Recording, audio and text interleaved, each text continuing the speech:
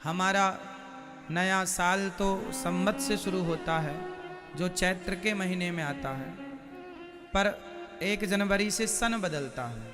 पर हमारा संवत अभी नहीं बदलता। संवत बदलता है चैत्र की पहली जो तिथि है, जिसको आप नवरात्रि की प्रतिपदा कहते हैं। पहली नवरात्रि, प्रथम दिन, प्रथमम शैलपुत्री च, तब से नया संवत बदलता है। पर सन बदल रहा है। अब ये इस सन के आज और कल 2 दिन ही बचे हैं, फिर ये साल, ये सन चला जाएगा। आने वाला नया साल, नया सन हमें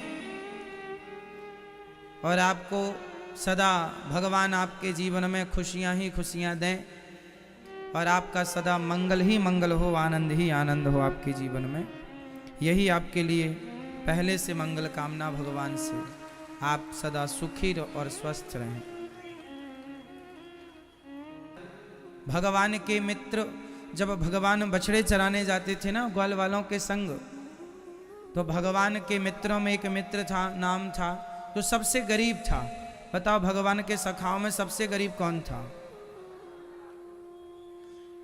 ये बात है वृंदावन की। तो गरीब कौन था? मधुमंगल। सुदामा जी की दोस्ती भगवान से कहाँ हुई थी? उज्जैन में, जब वो पढ़ने के लिए गए थे। अभी भगवान वृंदावन में हैं, अभी सुदामा जी का यह एंट्री नहीं है, मतलब अभी यहाँ पे सुदामा जी का कोई जिक्र नहीं है।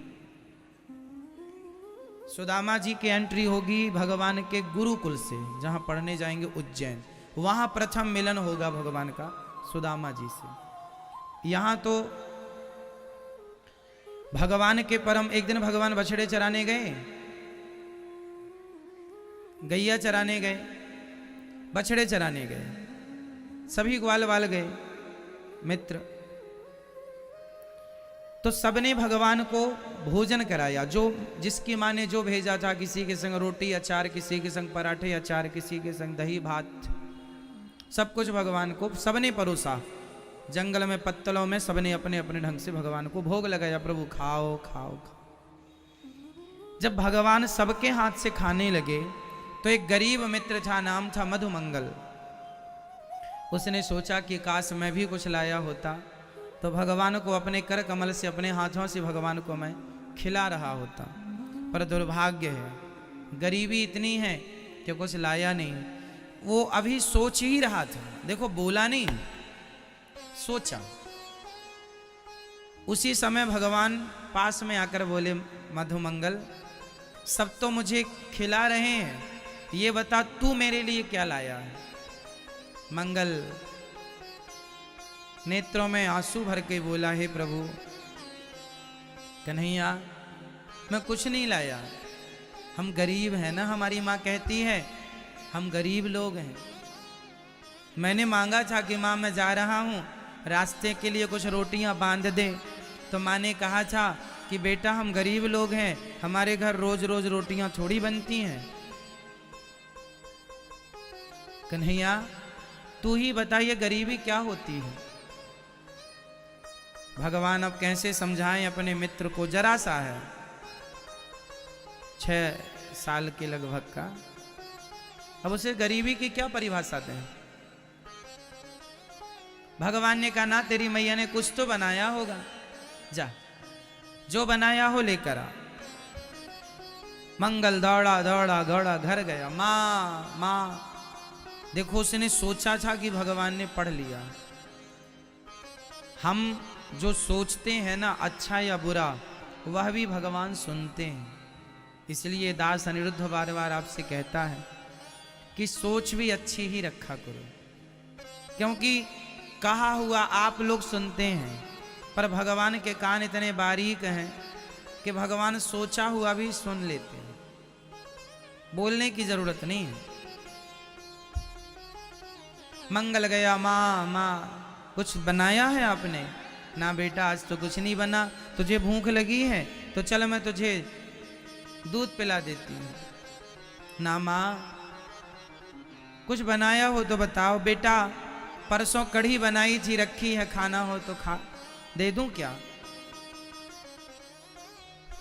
हाँ माँ दे दे, कुछ तो दे दे। मिट्टी के बर्तन में कढ़ी लेकर मंगल चल पड़े। रास्ते भर मंगल सोचता गया कि यदि ये बासी कढ़ी कन्हैया खाएंगे, बड़ी खट्टी है और खाएंगे तो बीमार पड़ जाएंगे। तो यमुना के तट पर खड़े होकर मंगल सारी कढ़ी स्वयं पीने लगे कि बीमार पड़ूं तो मैं, कष्ट होए तो मुझे, मेरे कन्हैया को कष्ट ना होना चाहिए। पी रहे थे तभी भगवान दौड़े दौड़े आ रहे, मेरे लिए कढ़ी लाया, खुद डकार गया। दौड़े दौड़े आए तो भगवान, जो कढ़ी बची मंगल की, पीते पीते मुंह में भर ली कढ़ी ढेर सारी, मुंह फूला है, और बाकी फेंक दी यमुना जी में। भगवान ने कहा तूने सारी फेंक दी, अब तेरे मुंह में जो भरी है वो मत जाने देना। भगवान ने अपना मुंह मंगल के मुख में लगाया और मंगल के गालों में ऐसे किया तो मंगल के अंदर की कढ़ी भगवान के भीतर आ गई। भगवान ने भक्त का जूठन खाया। इससे सिद्ध ये हो गया कि भगवान त्वमेव माता च पिता त्वमेव। जैसे माँ बच्चे का जूठा खाती है, उसे जूठा खाने में अपने बच्चे का कोई शर्म लाज नहीं आती, कोई घिन नहीं लगती, उसी तरह भगवान कहते हैं कि जो प्रेम करने वाले भक्त हैं, मैं तो उनका उगलन, उनका जूठन भी खाने को तैयार हूं। तुम प्रेम से दोगे ना तो सब खाऊंगा।